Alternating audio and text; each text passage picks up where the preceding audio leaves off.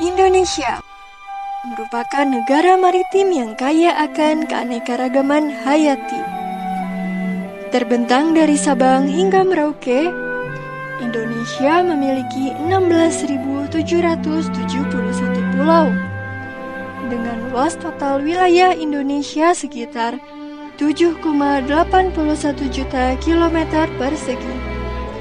Memiliki sekitar 25.000 spesies tumbuhan dan 400.000 jenis hewan dan ikan, termasuk hewan-hewan langka seperti komodo, macan Sumatera, kerbau anoa, dan lain-lain.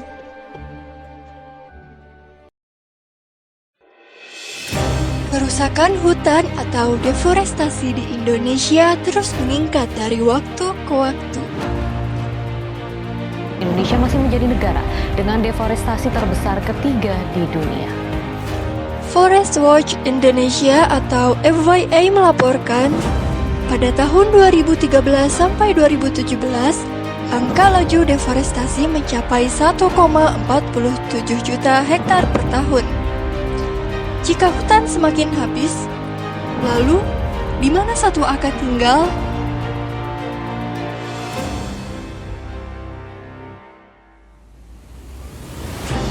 Indonesia yang masih berada di pusaran perdagangan satwa liar dunia dan hilangnya hutan meningkatkan resiko kepunahan ratusan spesies yang bergantung pada hutan. Menurut Global Forest Watch, dalam kurun 20 tahun terakhir, terdapat 4 spesies yang telah punah akibat hilangnya hutan. Selain itu, di wilayah pesisir banyak warga yang berprofesi sebagai nelayan. Namun, kurang bijaknya beberapa nelayan yang menangkap ikan dengan bom dapat mengakibatkan kerusakan terumbu karang dan ekosistem laut.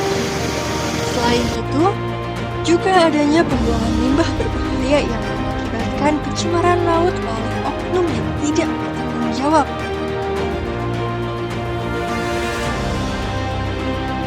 Maka dari itu, kami memberikan sebuah inovasi drone bernama Port Denali. Gagasan ini sejalan dengan Sustainable Development Goals atau SDGs ke-9 mengenai industri, inovasi, dan infrastruktur. Ke-14 mengenai kehidupan bawah laut, dan ke-15 mengenai kehidupan di darat, yang diharapkan dapat membantu menyelesaikan salah satu isu nasional, yaitu konservasi satwa liar.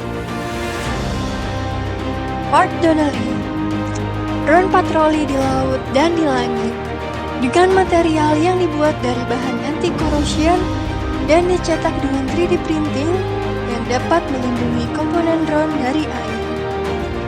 Bagian atas drone yang dipasang panel surya berfungsi untuk menyerap cahaya matahari dan menampung energi ke dalam sebuah baterai, sehingga drone memiliki ketahanan daya yang lama ketika berpatroli.